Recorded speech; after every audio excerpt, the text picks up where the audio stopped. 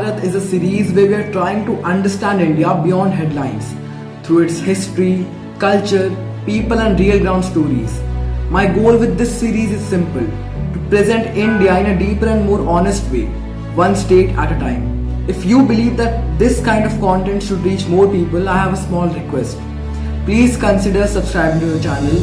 It takes just a second but helps this series grow and allows these stories from India to reach a wider audience.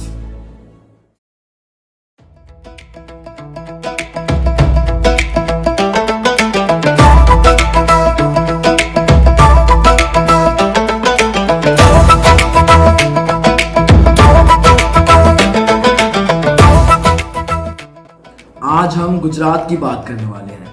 जब लोग गुजरात के बारे में सोचते हैं, अक्सर वो उसको एक economic power house, business friendly state या इंडस्ट्रियल हब के कॉन्टेक्स्ट में देखते हैं। लेकिन गुजरात को समझने का मतलब सिर्फ जीडीपी नंबर्स, हाईवेज या नए फैक्ट्रीज देखना नहीं है। अगर हम सच में गुजरात को समझना चाहते हैं तो हमें देखना होगा कि कैसे geography, trade networks, invasions, faith systems, colonial policies और पोस्ट इंडिपेंडेंस गवर्नेंस ने गुजरात को शेप दिया। गुजरात का ज्योग्राफिकल पोजीशन ही एक बड़ा एडवांटेज था। 1600 किलोमीटर से ज्यादा कोस्ट लाइन, अरेबियन सी के साथ नेचुरल हार्बर्स और नेविगेबल इनलेट्स के साथ, मतलब ये रीजन हमेशा एक कॉन्टैक्ट जोन रहा India, West Asia, Africa, Europe के बीच। और इसी कोस्टल ट्रेड ने गुजराती लोगों में नेगोशिएशन, अडेप्टेबिलिटी और कमर्शियल फोरसाइट डेवलप की। ये ट्रेड आज भी क्लियरली विजिबल है, स्पेशली गुजराती एंटरप्रेन्योरशिप में। गुजरात की कहानी बहुत पुरानी है और लोथल का एग्जाम्पल इस बात को परफेक्टली दिखाता है। 2400 BC के around Lothal Indus Valley civilisation का एक मेजर सेटलमेंट था, जहां सोफिस्टिकेटेड डॉकयार्ड स्ट्रक्चर्स मिले जो टाइडल पैटर्न्स के हिसाब से अलाइंड थे। मतलब सिंपल फिशिंग विलेज नहीं था, ये एक ऑर्गेनाइज्ड इकोनॉमिक नोड था जो इंटरलिंक ट्रेड नेटवर्क्स का हिस्सा था। लोग वाटर फ्लो, स्टोरेज इंजीनियरिंग और मैरीटाइम लॉजिस्टिक्स समझ रहे थे। ये गुजरात का कमर्शियल डीएनए है और शायद इंडिया का अर्लीस्ट प्लान्ड इकोनॉमिक इंफ्रास्ट्रक्चर का एग्जांपल है। इंडस वैली के डिक्लाइन के बाद गुजरात ग्रेजुअली मॉडर्न एम्पायर का हिस्सा बना और अशोकन इंस्क्रिप्शन से पता चलता है कि ये रीजन गवर्नेंस और ट्रेड में इन्वॉल्व था। बाद में गुप्ता इन्फ्लुएंस ने ट्रेड और कल्चरल एक्सचेंज के लिए स्टेबल एनवायरनमेंट प्रोवाइड किया और मैत्रिका डायनेस्टी के टाइम वल्लभी एक renowned centre of higher learning बना, जो ये दिखाता है कि गुजरात सिर्फ ट्रेडर सोसाइटी नहीं था, ये इंटेलेक्चुअली एक्टिव भी था। एजुकेशन, गवर्नेंस और कॉमर्स एक साथ एग्जिस्ट करते थे और ये अर्ली बैलेंस ही गुजरात को एक यूनिक ट्रेड देती है। 10th से 13th सेंचुरी तक सोलंकी रूलर्स ने गुजरात को पॉलिटिकली स्टेबल बनाया, जिससे पब्लिक इंफ्रास्ट्रक्चर डेवलप करना पॉसिबल हुआ। जैसे रानी का वाव जैसे स्टेपवेल सिर्फ एस्थेटिक पर्पस के लिए नहीं थे, ये टेम्परेचर रेगुलेट करते थे, ग्राउंड वाटर को प्रिजर्व करते थे और कम्युनल गैदरिंग के लिए स्पेस प्रोवाइड करते थे। इससे ये पैटर्न समझ आता है कि गुजरात की सर्वाइवल स्ट्रैटेजीज इंजीनियर्ड थी, ना कि एक्सीडेंटल। 13th सेंचुरी के बाद गुजरात सल्तनत एस्टैब्लिश हुआ और अहमदाबाद एक ग्लोबल टेक्सटाइल हब बना। अरब और पर्शियन ट्रेडर्स ने गुजरात को ग्लोबल इस्लामिक ट्रेड सर्किट्स का पार्ट बना दिया और आर्किटेक्चर में डोम्स और इंटीग्रेट कार्विंग्स आए। लैंग्वेज में पर्शियन इन्फ्लुएंस इंटीग्रेट हुआ और अर्बन प्लानिंग स्ट्रक्चर फॉर्म में डेवलप हुई। ये पीरियड वायलेंट रप्चर नहीं था, ये कल्चरल लेयरिंग का एग्जाम्पल था और गुजरात की आइडेंटिटी इवॉल्व हुई, ना कि रिप्लेस।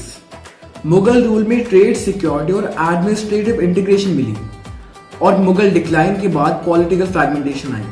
फिर ब्रिटिश कंट्रोल एस्टैब्लिश हुआ और कॉलोनियल पीरियड में गुजरात की economy export oriented textile industry में कन्वर्ट हुई। रेलवेज और पोर्ट्स ने रीस्ट्रक्चरिंग एक्सेलरेट की। इसी गुजरात ने महात्मा गांधी को जन्म दिया, जिन्होंने डिसिप्लिन, रेजिस्टेंस और एथिकल पॉलिटिक्स का ग्लोबल आर्टिकुलेशन किया। इंडिपेंडेंस के बाद गुजरात बॉम्बे स्टेट का पार्ट था, लेकिन स्ट्रॉन्ग रीजनल मूवमेंट के बाद मई 1, 1960 को गुजरात सेपरेट स्टेट बना। ये सिर्फ एडमिनिस्ट्रेटिव डिसीजन नहीं था, ये कल्चरल कंसोलिडेशन का मूवमेंट था, जहां गुजराती लैंग्वेज, आइडेंटिटी और गवर्नेंस अलाइन हुई।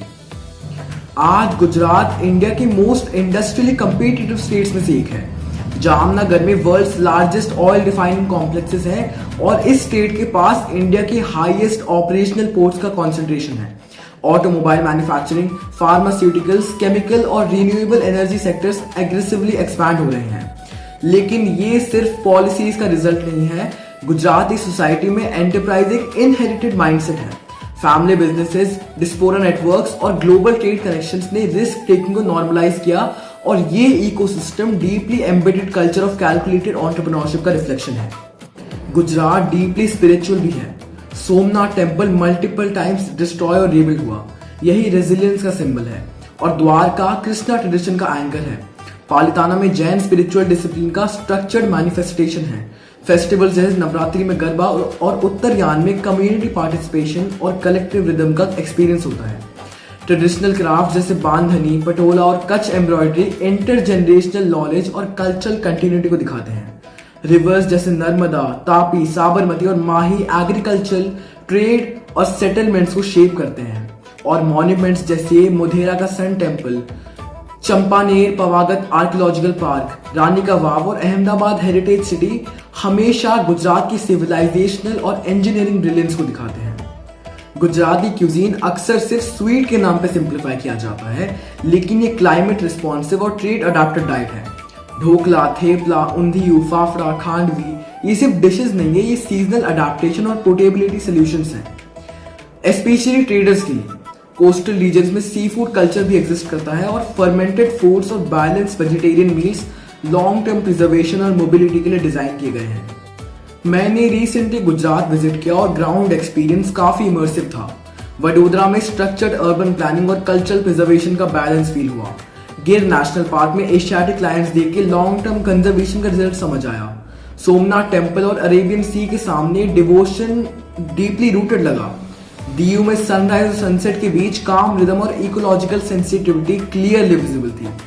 टूरिज्म और डेवलपमेंट के बावजूद नेचुरल एनवायरनमेंट का रिस्पेक्ट मेंटेन हुआ था और वहां देख के समझ आया कि डेवलपमेंट और cultural stability side by side exist कर सकते हैं। रैपिड इंडस्ट्रियलाइजेशन के साथ गुजरात सिग्निफिकेंट चैलेंजेस भी फेस कर रहा है। Ground water depletion specially north Gujarat में सीरियस कंसर्न है। कोस्टल इरोजन और rising sea levels climate change के डायरेक्ट कॉन्सिक्वेंसेस हैं जो लॉन्ग टर्म इंफ्रास्ट्रक्चर प्लानिंग को इम्पैक्ट कर रहे हैं। Industrial pollution, urban rural income disparity और डेमोग्राफिक ट्रांजिशंस भी स्ट्रक्चरल इश्यूज हैं। डेवलपमेंट फास्ट है लेकिन सस्टेनेबिलिटी और इंक्लूसिवनेस नेक्स्ट क्रिटिकल फेज है।